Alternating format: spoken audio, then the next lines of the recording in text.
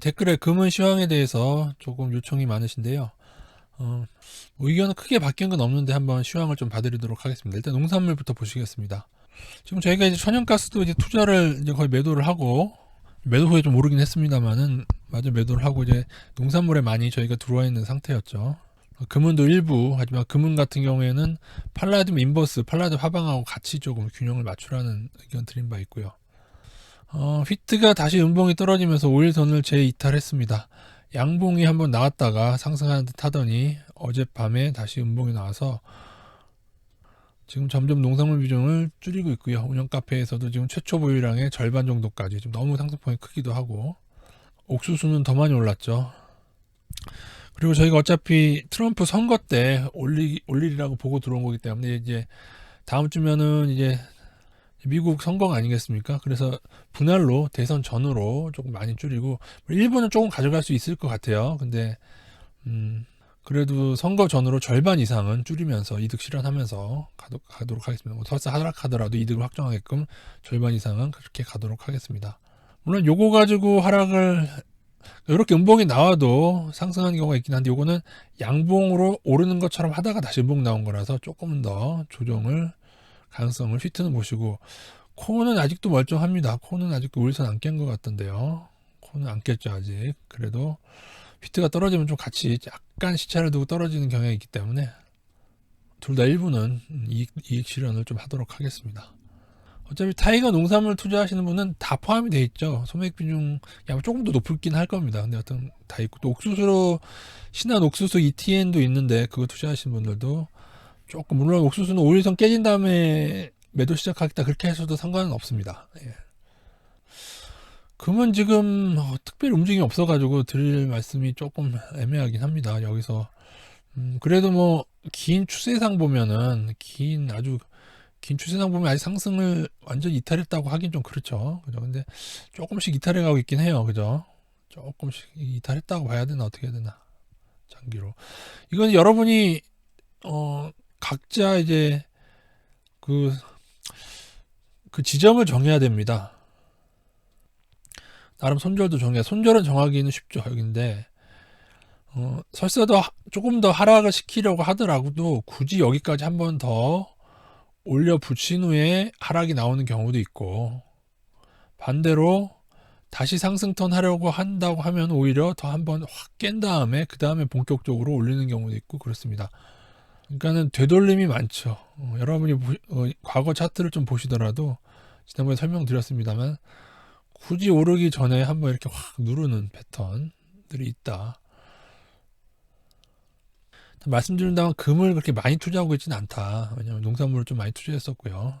농산물을 줄여서 뭔가를 늘려야 되는, 좀 금이 좀 많이 더 떨어졌으면은 좀 들어갈 수 있겠는데 지금은 조금 애매합니다. 아니면은 어떤 게 맞을지 몰라요.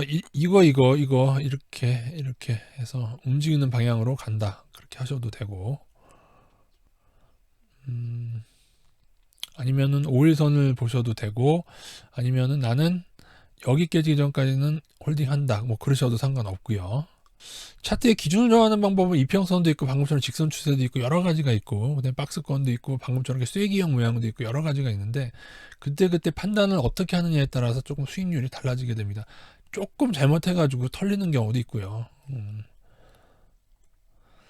은을 볼까요? 실버도 뭐 비슷한 모습이네요. 그죠?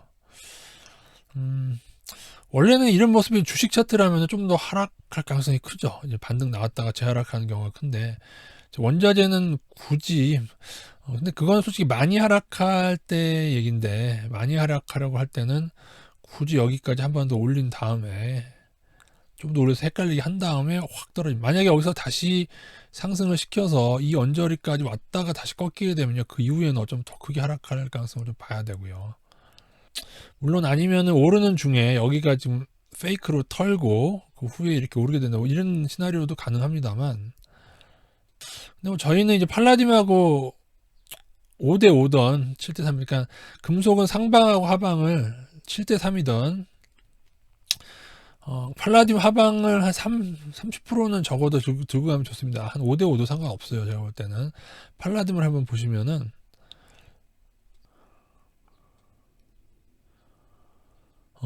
이거 좀 자세히 보면 여기까지 올린 다음에 기어이 지금처럼 이렇게 떨어진 다음에 금이라고 치면 떨어진 다음에 이렇게 크게 하락하기로 돼 있으면 기어이 한 번을 넘는 듯 하다가 꼬라 이런 패턴이 굉장히 많습니다. 이것도 이제 가까이서 보면 아까 금하고 금이 그렇게 되기로 한다면 아까 그 설명입니다. 이게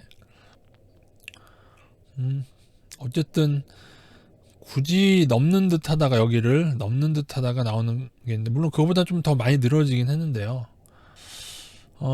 그렇다고 해서 이 하락을 상승을 위한 하락이라고 볼 수는 없어요. 지금 팔라듐은 지금 너무 최근 상승폭이 너무 크기 때문에 이거 이제 떨어지기로 했는데 이제 여기서 너무 많이 지금도 다시 올리고 있죠. 이 정도 하면은 여기까지는 아닌데 지금 다시 조금 음봉이 나오고 있죠. 주봉상으로. 그래서 어제 또 살짝 음봉 떨어져서 제가 볼 때 이 라인 여기도 보세요. 여기를 살짝씩 두 번 넘는 듯 하다가 자 넘는 듯 하다가 꼬라 박을 때 여기서 그러면서 더군다나 이 추세를 만약에 이탈하게 되면은 그때는 조금 인버스를 많이 가져가는 겁니다. 지금 조금 인버스를 많이 늘린 상태에 있습니다. 팔라딘 인버스를요. 그리고 다시 양봉이 나오면서 재상승하게 되면 또 인버스를 줄여야 되고 제가 뭐 일일이 다 받을 수는 없으니까 여러분이 잘 판단을 하세요. 팔라딘 차트를 보시고 기준을 정해 놓으셔야죠. 차트를 모르시는 분들도 그냥 가격대별로라도 조금 정해 놓던지 그런 게 아니라면 그냥 나는 예를 들어 오를 때마다 하방을 좀 더 늘린다 뭐 그런 분할적 마인드를 가지던지 그렇게 좀 기준이 있으셔야 될 것 같습니다. 플래티넘은 상방을 같이 투자하고 있는데 플래티넘도 조금 비슷하게 움직이긴 하죠. 그래서 백금, 금, 은, 상방 합친 거 그거 하고 7대 3이다 해서 30%라도 팔라듐 하방을 같이 하시는 거를 저는 추천드립니다. 물론 ETF가 금하고 은은 다 들어와 있고요. 백금이 아직 안 들어와 있죠. 그래서 금, 은 뭐 그렇게 구리 좀 한번 볼까요? 구리는 아직 조정이 크지가 않네요. 강하네요. 예. 제가 금은 백금 상방할 때 구리도 좀 일부 넣었었으면 어땠을까? 그때가 어느 때였습니까? 이쯤이 아니었습니까? 저희가 막 더 여긴가? 언제였죠? 하여튼 좀 오래돼가지고 조금 구리의 상승 신호를 놓친 게 조금 아깝습니다. 구리까지 같이 했더라면 조금 더 낫지 않았을까 하는 생각이 좀 있는데 그래도 구리도 한 이 위치입니다. 긴 그림상에 2007년부터 그림인데요. 이 정도 위치에 와 있다. 물론 바닥 찍고는 한 50% 오르고 있는 상태이긴 하죠. 예, 천연가스 저희가 매도 후에도 추가로 상승하고 있습니다. 거의 10%도 넘게 상승하고 있네요. 조금 안 내려나요? 저희가 2.7불대에서 매도했으니까요. 그죠? 저희가 여긴 전량 매도고 사실 이 상승 때마다 분할로 계속 매도를 했었기 때문에 그런데 12월물은 좀 다르게 움직이고 있죠. 12월물은 오히려 최근에 조금 하락을 했습니다. 조금 11월물하고 12월물하고 좀 다르게 움직이고 있다는 점 좀 알고 계시고요. 그나마 11월하고 12월물 콘덴고가 그나마 그래도 3불에서 3.2불이니까 좀 줄었죠. 그 전에 훨씬 더 컸기 때문에 그래서 장기로 가져가기 부담돼서 벌었던 거 마저 매도했는데 그 후에도 좀 올랐습니다. 그 이후에는 3불에서 투자를 할 것이냐 말 것이냐 본인이 결정하면 됩니다. 제가 늘 말씀드렸지만은 12월 달에 4불, 5불 간다고 생각하시는 분은 지금 투자해도 되죠. 왜냐하면 12월 물이 3.2불이니까요. 저희는 그 메리트 예전에 뭐 2불 아래에서 2불 아래 가격대 갔다가 오르는 거에 비해서는 지금 메리트가 줄었기 때문에 저희는 일단은 농산물 쪽으로 옮겨갔었습니다. 이후에도 아직은 접근할 계획이 없습니다. 예.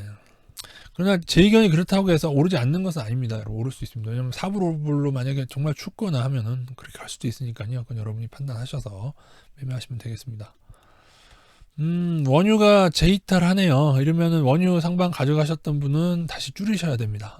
원유는 다시 줄이셔야 되고, 일단 만약에 다시금 여기를 한 번 더 깨는 듯 하면서 다시 올라설 때 이때는 저희는 무조건 따라 붙을 예정입니다.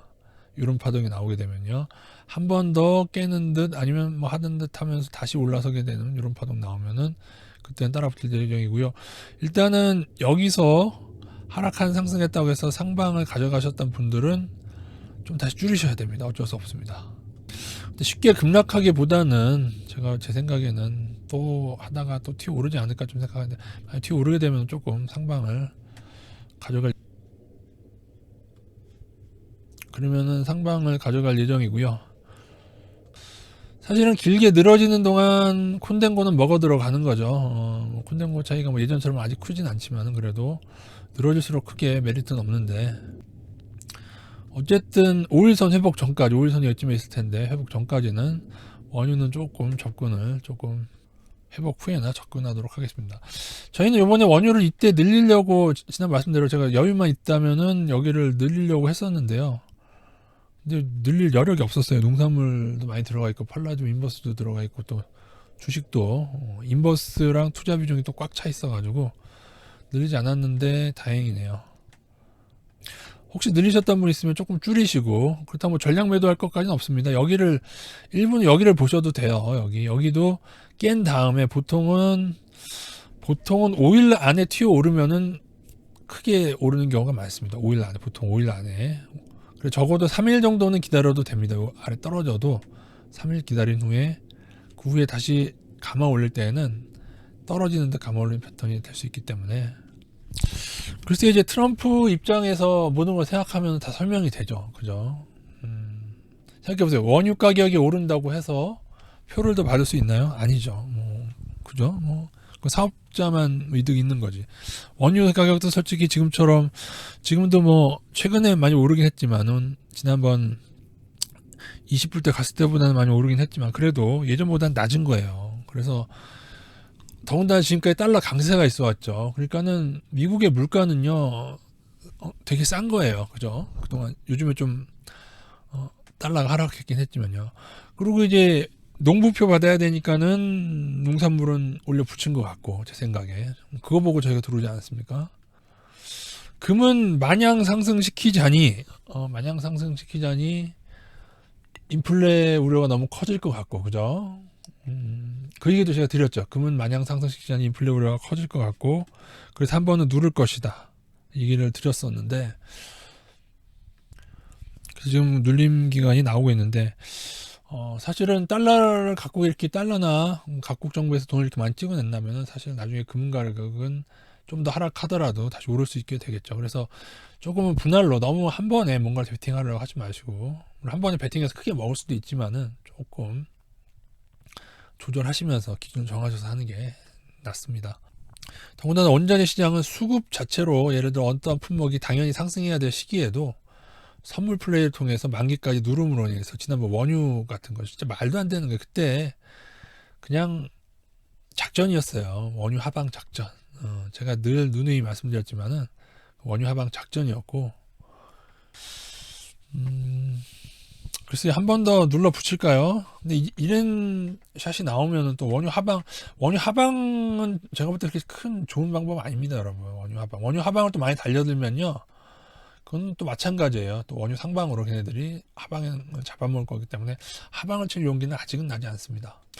천연가스도 많이 오르게 되면은 하방을 고려해야 되느냐 생각하는데, 천연가스는 3불이라고 해도 그 가격이 원유나 천연가스나 지금 긴 기간을 봤을 때 높은 가격대가 아니거든요. 그래서 하방치기도 애매하고 그런 상황이고, 요번에 만약에 저희는 일단은 농산물 위주로 투자를 했었고, 이제 농산물까지 매도하게 되면은 이제 팔라드 인버스만 좀 남고 원자재는 거의 다 이제 다 이득 실현하고 나오게 되는데요. 그렇게 되면은 그냥 주식 위주로 해서 주식을 인버스 대 투자 비중을 잘 해서 인버스 비중을 좀 늘리더라도 좋은 종목이 있으면 좀 따라 들어가는 방향으로 그렇게 생각을 하고 있습니다.